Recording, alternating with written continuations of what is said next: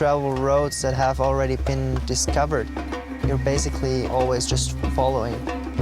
But if you go somewhere where no one's ever been, you're on the lead, and that's one thing that I really like. Lebanon is a special place. It's somehow a little bit exotic because there's still very little known about the climbing here. Because usually when you hear about Lebanon in the media, you don't think about climbing or nature or activities. You only hear about war. Climbing in Lebanon is fairly new, but it's on the right track. There is so much climbing potential. And that was definitely one fact that drove me to come here. I just couldn't resist.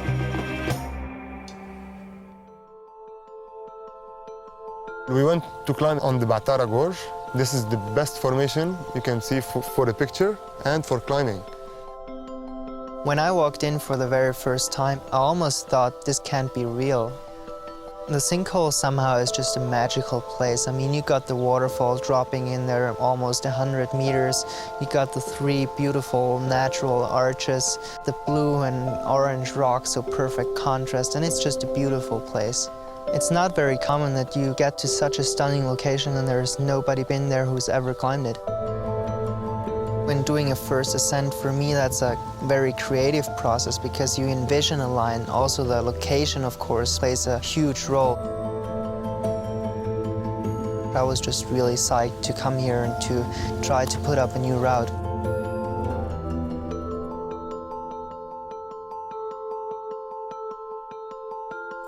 To find a climbable line in the sinkhole was actually pretty hard. Well, I really had my doubts.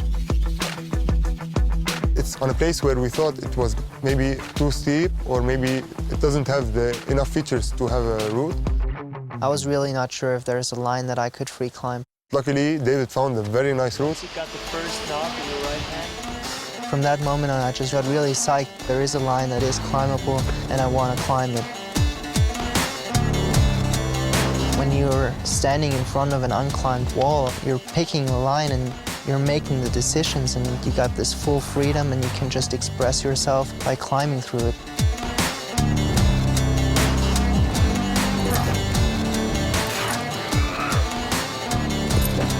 I knew that all the moves are possible to do, but I wasn't sure if I could link them.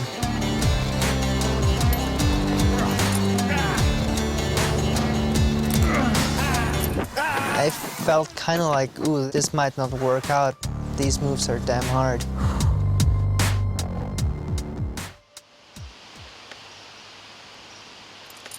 When I'm starting up the climb, I have to switch from like this really fun time down at the base of the climb to like fully focusing on the climbing itself. So the first half of the climb up to the tufa is not too difficult, and you have kind of a good rest there, and then it's getting really, really steep, and you have just a couple of small holds and really complex climbing, and I think if you'd remove one of those holds, the climb would become completely impossible.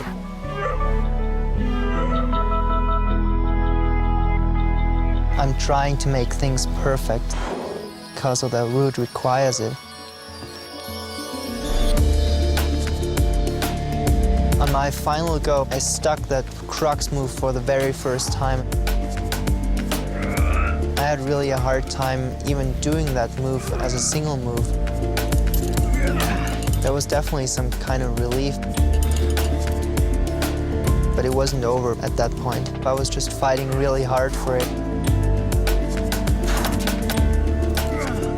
Every move, basically, I could fall off.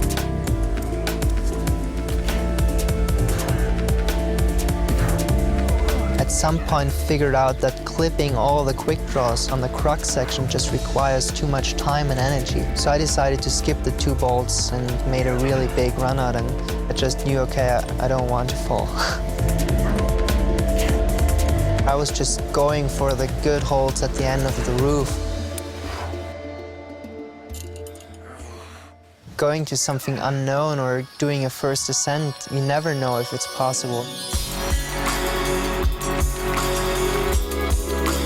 When you pull over the lip, it's like the first time on the climb that you really realize how much beauty there is around you.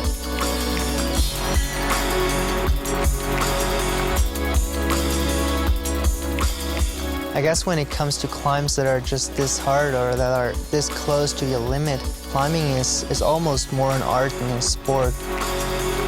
It's the transition from an idea that you have in your mind to something that actually everyone can see. Like now everyone knows that this line is climbable, and that's beautiful in my opinion. I basically witnessed all of the hardest route being sent in Lebanon. But this is by far the first time I see a route this steep being sent. Very exciting for sure. It's like being part of history.